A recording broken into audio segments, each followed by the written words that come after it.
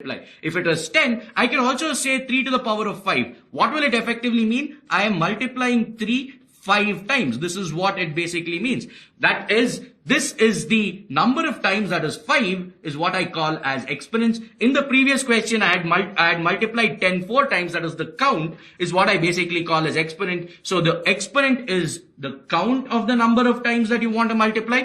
And the entire thing gives out a value. In this particular question, it gave out a value of 10,000. This entire thing, it gives out a value, and that is what I call as the power. So in this chapter, what we are going to be talking about are exponents and powers. So which effectively means we are going to be talking about the count and the value that it basically gives. Number of times that you'll multiply the base is to the count of the exponent. That is what you'll basically do. So now you get the idea of what I'm trying to communicate, right? And when it comes to words, I represent it as 10 raised to the power of 4. That is how I represent or call this out.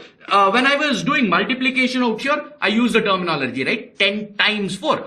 Times effectively signified or communicated multiplication. Over here, if I were to communicate it to the rest of the world, that is, how do I say 10 has to be multiplied 4 times? I write it in this particular way. That is, I write it 10 and write the 4 right on top of it in a small font, if you would want to think about it that way. And I will communicate it as 10 raised to the power of 4, or I can say 4th power of 10. Both means the same. 4th power of 10, 4 is the exponent, 10 is the base, 4th power of. Power of basically gives you the way in which you are supposed to raise it. That the word power of effectively gives you this thing that you have to write a base and the exponent form. Same thing in terms of 10 raised to the power of 4. So power of is something that ticks off when you have to basically say that I'm writing something in the form of a exponent.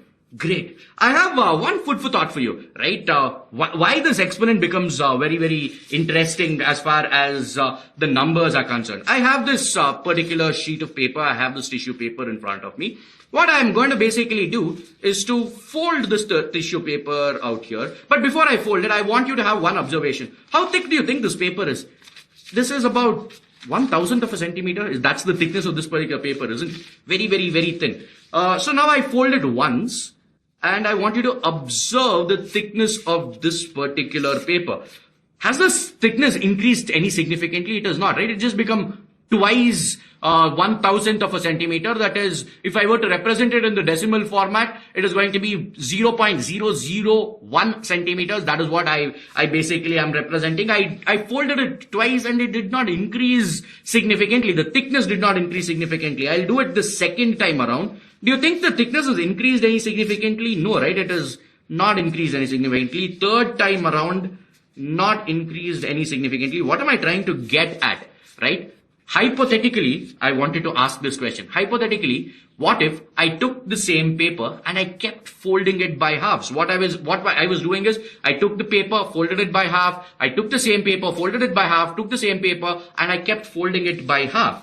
Hypothetically, if I keep doing this, how many times do I have to do the same activity such that this thickness that I got, right? What is happening? When I keep folding it by half, the thickness is just doubling, right? You are able to understand that, right? When I had a paper, I folded it by half. There are 2 papers now that come one on top of each other. That means the thickness doubled. The thickness doubled again. Hypothetically, if I can keep doing this, how many times do I have to keep doing this such that the thickness of this particular paper is equivalent to the distance from the earth to the moon? How many times do you think I'll have to do something like this such that the thickness of this particular paper is going to be equivalent to the distance that is there from the earth to the moon? You know that the distance from the earth to the moon is a massive number, right? So what I want you to take a look at is this particular video that will actually give you an answer to this question. Trust me on this. The numbers that you will say, before I start this video, right, I just want you to give a wild guess. How many times do you think I'll have to fold? Do you think I have to fold it 1,000 times? Or maybe 10,000 times, right? Because I have to go from here to the moon. It's a pretty big distance that I'll have to cover. Do I have to fold it 10,000 times? You know what? Just take a look at this video. This answer will pleasantly surprise you. And it will also tell you the power that power basically brings to the table, right? Just go take a look at it and come right back. So let's dive in. We saw that with each fold, the thickness of the paper doubles. Let's put this down in numbers. After the first fold, the thickness would be 0.002 centimeters, which is exactly double of 0.001 centimeters, which was the thickness of the paper that we started off with. If we fold it again, the thickness would double again and would be 0.004 centimeters. Now, what do you think the thickness is when you do the same activity, that is folding again and again about 10 times? Well, it would be 0.001, the thickness of the paper that we started off with, times 2 multiplied 10 times. That would be about 1.024 centimeters. That is just a little over a centimeter. Now, if you're doing this at home, this is where practicality will hit you. To fold a paper more than 7 to 8 times is super difficult with the human strength that we have. You cannot proceed. That is why I said this is a hypothetical scenario. Anyway, let's continue folding the paper in half. Here's where it begins to get interesting. By the time you fold it 17 times, the thickness would have reached 131.072 centimeters. That is about 4 feet. Do not just believe me when I say these numbers. Go ahead after the session and try it for yourself. A calculator may be a little handy out here. Alright, getting back to the paper folding.